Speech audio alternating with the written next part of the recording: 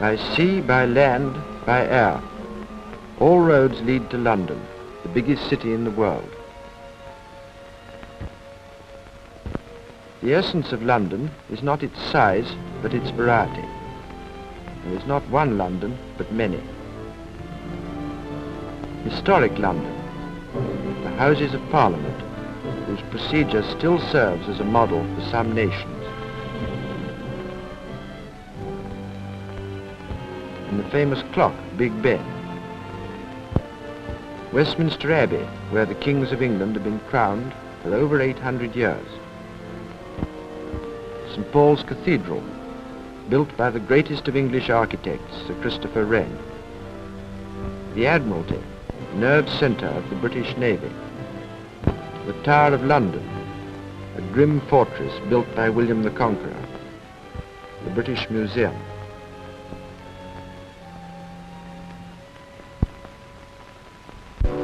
The face of London is changing. Here are new office blocks along the Thames and a new bridge at Lambeth. London was made by the Thames, up whose winding reaches trading ships and invaders have sailed since Britain was part of the Roman Empire.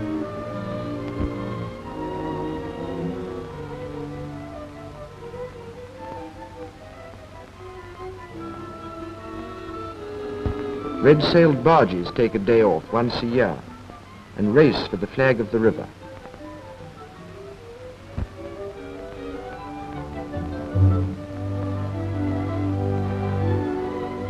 From the estuary to the heart of London are 60 miles of docks, wharfs and factories. London's latest power station at Battersea has been built right on the river. Every tide carries with it to or from the sea a procession of steamers and tugs towing strings of barges.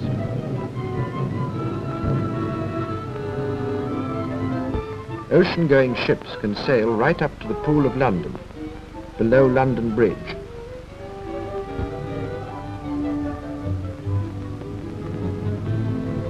The liners disembark their passengers lower down at Tilbury. Day in, day out, trains are loading and unloading the produce of Britain and of the world. For London is the busiest port in Europe.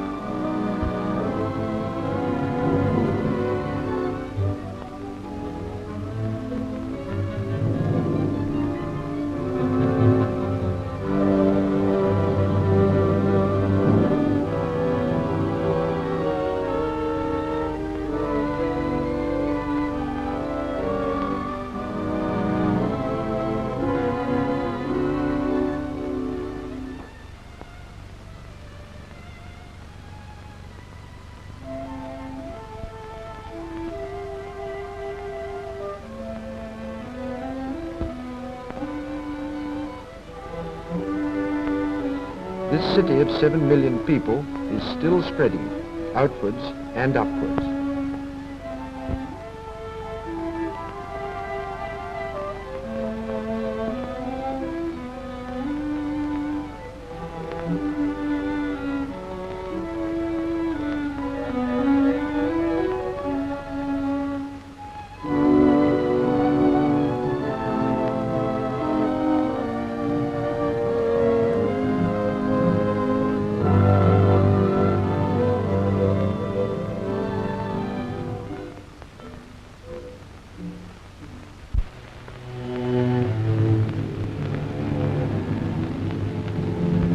Old London, the London of Pepys, Johnson and Dickens, is now the headquarters of business and finance.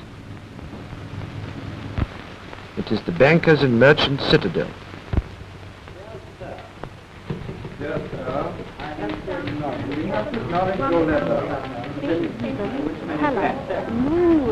Very much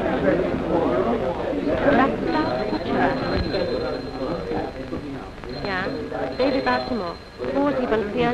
by day and night, in touch by cable and telephone with every capital and every corner of the world.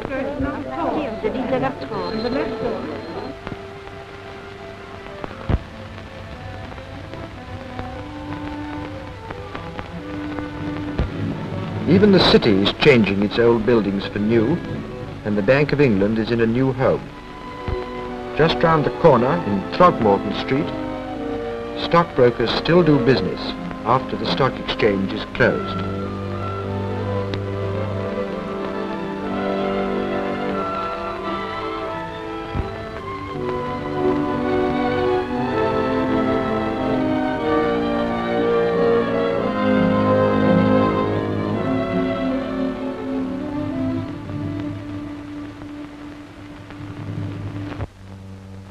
Is proud of our royal parks.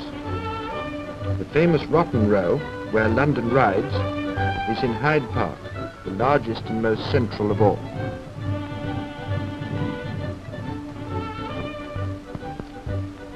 Here London children play on acres of grass under the shade of forest trees.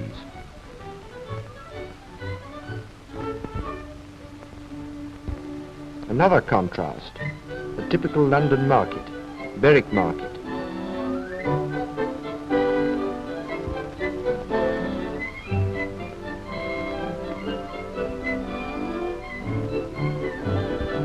Close by are the fashionable shopping streets, Regent Street and Bond Street.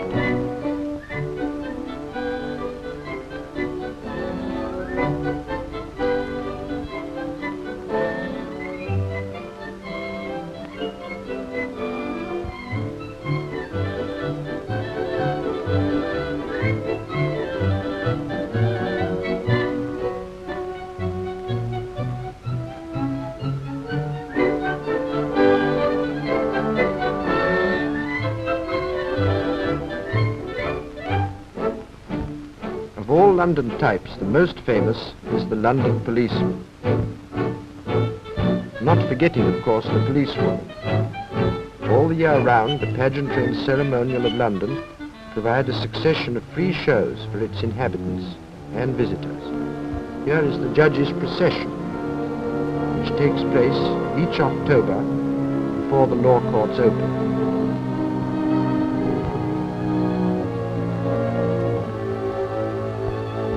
Another type is the dustman, with his wide-brimmed felt hat.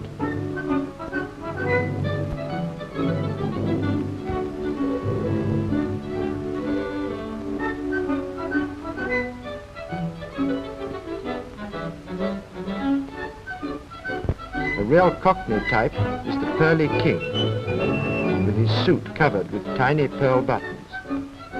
His kingdom is Hampstead Heath and a bank holiday.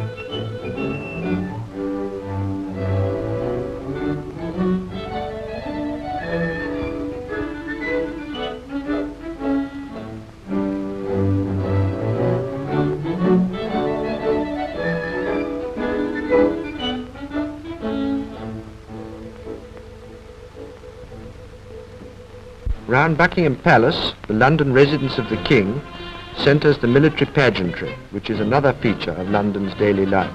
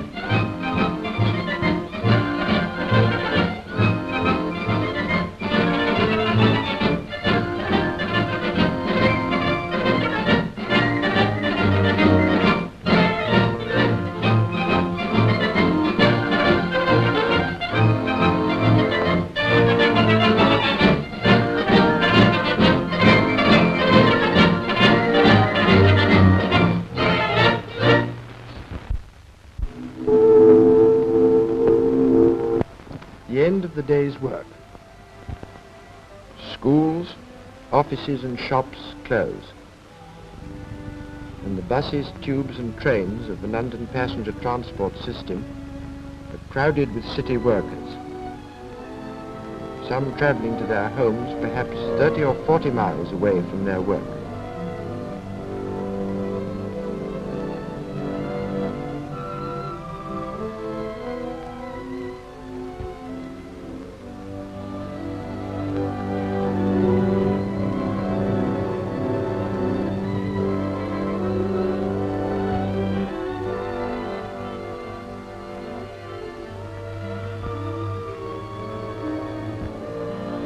Summer evenings, the parks, Hyde Park, Kensington Gardens with its famous round pond, Hampstead Heath and many others, become playgrounds for the city's children.